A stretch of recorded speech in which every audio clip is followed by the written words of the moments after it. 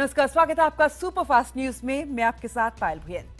आज से गणेश चतुर्थी है और लोगों का एक साल का इंतजार खत्म हुआ और गणपति उनके घरों में पधारे हैं। देश भर में गणपति को लेकर धूम तो रहती ही है, लेकिन मुंबई में इस मौके पर खासा उत्साह देखा जाता है। इसकी वानगी आप देख सकते हैं इन तस्वीरों में। ये मुंबई के सिद्धिविनायक मंदिर की तस्वीरें हैं, जहां सुबह सुबह गणपति के दर्शन पूजन के लिए सैकड़ों भक्तों की भीड़ उमड़ पड़ी है। गणपति बप्पा मोरिया की गूंज के साथ भक्तों ने गणपति की पूजा की। देश भर में आज गणेश चतुर्थी का त्योहार धूमधाम के साथ मनाया जा रहा है। मुंबई में इस मौके पर चारों तरफ गणपति बप्पा मोरिया की गूंज सुनाई दे रही है। इस बार अंधेरी के राजा की 50वीं वर्षगांठ है, लिहाजा उनके पंडालों को बहुत ही खूबसूरत ढंग से सजाया गया है। अंधेरी के राजा के लिए 7 मंजिला ऊंचा पंडाल बनाया गया है। साथ ही बप्पा को भोग लगाने के लिए 50 किलो का लड्डू भी बना है। बता दें कि ये दुनिया का सबसे बड़ा लड्डू है। अंधेरी के राजा को खूबसूरत दिखाने के लिए इस बार कई खास इंतजाम किए गए हैं। बप्पा को इस बार 16 दिन में 16 पोशाक पहनाई जाएंगी। अंधेरी के राजा की स्वर्ण जयंती को ध्यान में रखते हुए डिजाइनर ने गोल्डन थीम पर ही सारे कपड़े डिजाइन किए हैं। इसके अलावा मलाड के सबवे इलाके में कुछ लोगों ने गणपति बप्पा की मूर्ति मॉडर्न अंदाज से सजाई है। इस मूर्ति को फेसबुक, ट्विटर, व्हाट्सएप जैसी सोशल साइट्स वाले रंग बिरंगे ब्लॉक से बनाया गया है। गणेशोत्सव के मौके पर आतंकी खतरे की आशंका को देखते हुए सुरक्षा के खास इंतजाम किए गए हैं। सुरक्षा के लिए करीब 35,000 पुलिस वालों की तैनाती की गई है। साथ ही ड्रोन के जरिए भी संवेदनशील इलाकों पर नजर रखी जा रही है। पुलिस के अलावा आरपीएफ, एसआरपीएफ, फोर्स 1 और होम गार्ड्स को भी सुरक्षा दस्ते के साथ लगाया गया है। आतंकी हमले की आशंका के मद्देनजर anti terrorist squad, crime branch और स्पेशल ब्रांच को अलर्ट कर दिया गया है। विसर्जन के वक्त अलग अलग एनजीओ के 10,000 स्वयंसेवक भी पुलिस की मदद करेंगे। यही नहीं, विसर्जन के दौरान छेड़छाड़ की घटनाओं को रोकने के लिए पुलिस वाले सादी वर्दी में मंचलों पर नजर रखेंगे। प्रधानमंत्री नरेंद्र मोदी आज 65 साल के हो गए हैं। हालांकि पीएम मोदी ने अपना जन्मदिन मनाने के लिए मना किया है, लेकिन देश भर में उनके जन्म दिवस को लेकर खासा उत्साह है। दिल्ली के चांदनी चौक में जहां आई डोनेशन कैंप लगाया जाएगा, वहीं बीजेपी मुख्यालय से इंडिया गेट तक विजय गोयल की अगुवाई में दौड़ का आयोजन किया गया है। पीएम अपने जन्मदिन के मौके पर आज राजपथ पर 1965 की जंग के गोल्डन जुबली समारोह में शामिल होंगे। पीएम मोदी का जन्म 17 सितंबर 1950 को गुजरात के वडनगर में हुआ था। पीएम मोदी के जन्मदिन को लेकर उनके संसदीय क्षेत्र वाराणसी में खासा उत्साह है। काशी की जनता ने 80 घाट पर 65 मीटर लंबी साड़ी गंगा में प्रवाहित कर उनकी लंबी उम्र की कामना की। साथ ही आज 80 घाट पर महिलाएं रंगोली सजाकर पीएम मोदी को शुभकामना देंगी। तो वहीं झांसी के स्कूली बच्चों ने 65 मीटर लंबे कपड़े पर जन्मदिन की बधाई लिखकर पीएम मोदी को भेजी है। जन्मदिन की पूर्व संध्या पर टेनिस स्टार साइना नेहवाल ने अपना वो रैकेट पीएम को गिफ्ट किया, जिससे उन्होंने मेडल जीता था। नौकरशाही को दुरुस्त करने के लिए मोदी सरकार ने भ्रष्ट और कामचोर अफसरों के खिलाफ सख्त कदम उठाने का फैसला किया। सरकार ने आदेश जारी किया है कि पूरे सबूत न होते हुए भी जनहित में भ्रष्ट और नाकारा अफसरों को हटाने का फैसला किया जाएगा। साथ ही केंद्र सरकार नाकारा अफसरों को समय से पहले रिटायर करने की तैयारी में भी है। इसके लिए सरकार ने अपने सभी विभागों से ऐसे अधिकारियों की पहचान करने और उनकी समय पूर्व सेवानिवृत्ति के लिए प्रस्ताव भेजने को कहा है। बीजेपी की पहली लिस्ट जारी होने के बाद एनडीए में नाराजगी और बगावत के सुर भी दिख रहे हैं। पार्टी ने अपने 4 सीटिंग एमएलए के टिकट काट दिए हैं। इनमें से कुछ ने बगावती सुर भी अपना लिए हैं। एक ने तो नीतीश कुमार से मुलाकात भी कर ली। भागलपुर से पीरपैंती से बीजेपी विधायक अमन कुमार ने आरोप लगाया है कि बीजेपी नेता शाहनवाज हुसैन की वजह से उनका टिकट काटा गया। बीजेपी की लिस्ट जारी होने पर आरएलएसपी के नाराजगी की खबरों के बीच पार्टी अध्यक्ष उपेंद्र कुशवाहा ने कहा कि नाराजगी जैसी कोई बात नहीं थी। बीजेपी नेता भूपिंदर यादव के आवाज पर मीटिंग के बाद उन्होंने कहा कि हमने सिर्फ प्रक्रिया पर सवाल खड़े किए थे। वहीं बीजेपी नेता भूपिंदर यादव ने कहा कि हम सब भाइयों की तरह हैं और हम बिहार को बदलने के लिए साथ आए हैं। बता दें कि मंगलवार को बीजेपी ने 43 सीटों पर अपने उम्मीदवारों की घोषणा की थी। आरएलएसपी ने सीटों के तालमेल के बीच उम्मीदवारों के ऐलान को गठबंधन धर्म के खिलाफ बताया था।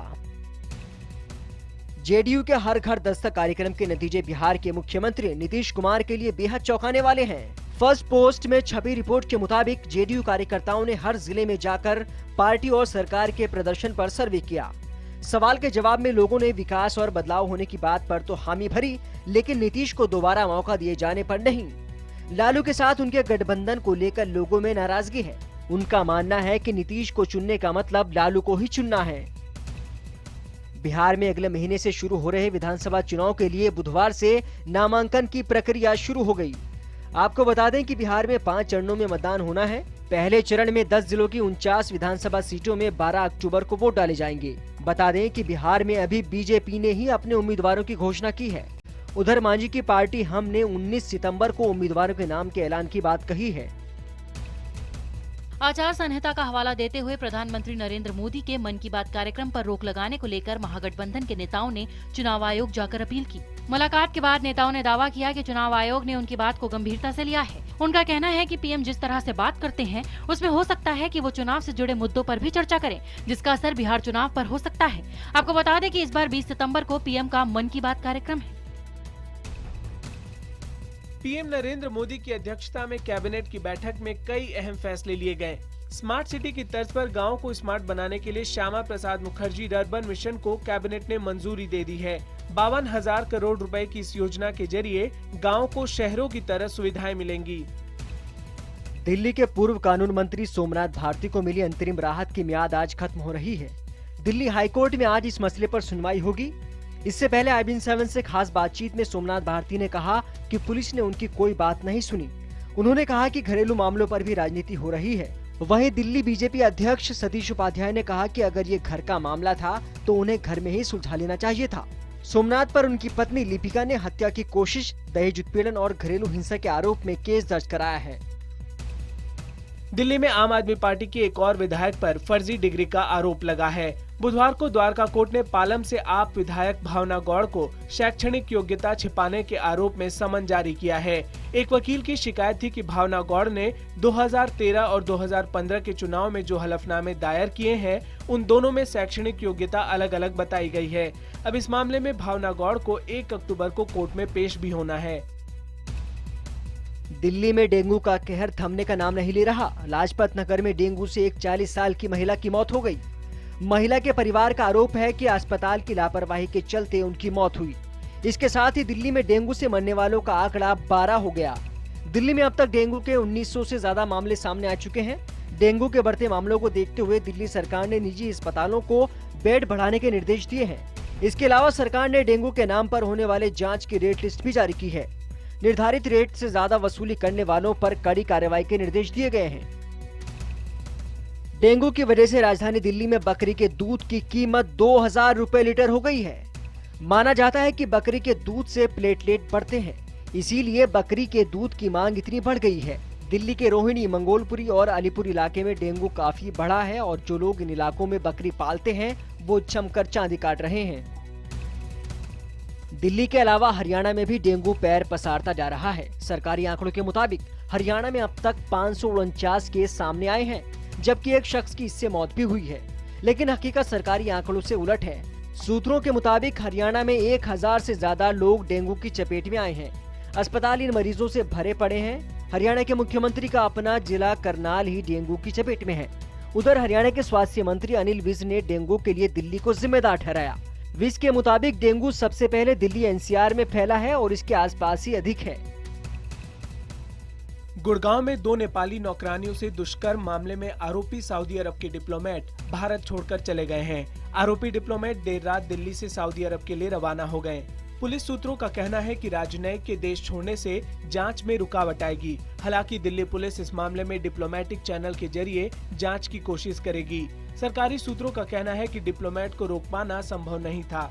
उधर नेपाली दूतावास ने कहा है कि इस मामले में पीड़ितों के साथ इंसाफ होना चाहिए। IPS अमिताभ ठाकुर को धमकाने के मामले में समाजवादी पार्टी के मुखिया मुलायम सिंह यादव के खिलाफ लखनऊ के CJM कोर्ट ने मुकदमा दर्ज करने का आदेश दिया है। अमिताभ ठाकुर ने एक फोन रिकॉर्डिंग जारी करके आरोप लगाया था कि मुलायम सिंह ने उन्हें धमकी दी है। अमिताभ ठाकुर ने कहा है कि वो CBI जांच के लिए सुप्रीम कोर्ट में याचिका दायर करेंगे। वहीं अमिताभ ठाकुर के खिलाफ भी FIR दर्ज की गई है। लखनऊ के गोमती नगर थाने में अमिताभ ठाकुर के खिलाफ आय से अधिक संपत्ति मामले में विजिलेंस इंस्पेक्टर ने FIR दर्ज कराई है। पूर्व प्रधानमंत्रियों राजीव गांधी और इंदिरा गांधी की तस्वीरों वाले डाक टिकटों को बंद करने के सरकार के फैसले को लेकर कांग्रेस और सरकार में ठन गई है। दिल्ली में महिला कांग्रेस की सदस्यों ने संचार भवन पर जोरदार प्रदर्शन किया, जबकि कांग्रेस के नेता आनंद शर्मा ने संवाददाता सम्मेलन कर सरकार के इस कदम को संकीर्ण सोच का नतीजा करार दिया। सरकार की ओर से इस मामले पर पलटवार करते हुए दूरसंचार मंत्री रविशंकर प्रसाद ने कहा कि कांग्रेस के नेताओं को केवल एक ही परिवार के लोग ही दिखते हैं। उन्होंने कहा कि क्या मौलाना अबुल कलाम आजाद कांग्रेस के नहीं थे, क्या अम्बेडकर कांग्रेस के नहीं थे, लेकिन इनके डाक टिकट नहीं हटाए गए हैं। केंद्र सरकार ने सोनिया गांधी के दामाद और प्रियंका गांधी के पति रॉबर्ट वाड्रा को एयरपोर्ट पर मिलने वाले विशेषाधिकार को खत्म कर दिया है, जिसके बाद अब वाड्रा घरेलू एयरपोर्ट पर बिना तलाशी के नहीं जा सकेंगे। दरअसल हाल ही में रॉबर्ट वाड्रा ने फेसबुक पर लिखा था कि वो आम नागरिक हैं और उनका नाम VIP लिस्ट से हटा देना चाहिए। वाड्रा की फेसबुक पोस्ट के बाद केंद्रीय मंत्री महेश शर्मा ने उनसे लिखित अपील मांगी थी। राजस्थान में एंटी करप्शन ब्यूरो ने एक बड़े रिश्वत कांड का खुलासा किया। ACB ने उदयपुर खनन विभाग के अतिरिक्त निदेशक पंकज गहलोत को 2.5 करोड़ रुपए की रिश्वत लेते हुए रंगे हाथों पकड़ा। पुलिस ने इस मामले में भीलवाड़ा से सीनियर माइंस इंजीनियर PR अमीठा को भी गिरफ्तार किया। गहलोत के 14 बैंक खातों को भी खंगाला गया है और कुल 3 करोड़ 85 लाख रुपए बरामद किए जा चुके हैं। वहीं देर रात ACB ने घूस के आरोप में खनन विभाग के प्रमुख सचिव अशोक सिंघवी को भी गिरफ्तार किया। इस मामले में अब तक कुल 5 लोगों की गिरफ्तारी हो चुकी है। वरिष्ठ CPI नेता गोविंद पानसारे हत्याकांड मामले में पुलिस ने समीर गायकवाड़ नाम के एक शख्स को गिरफ्तार किया है।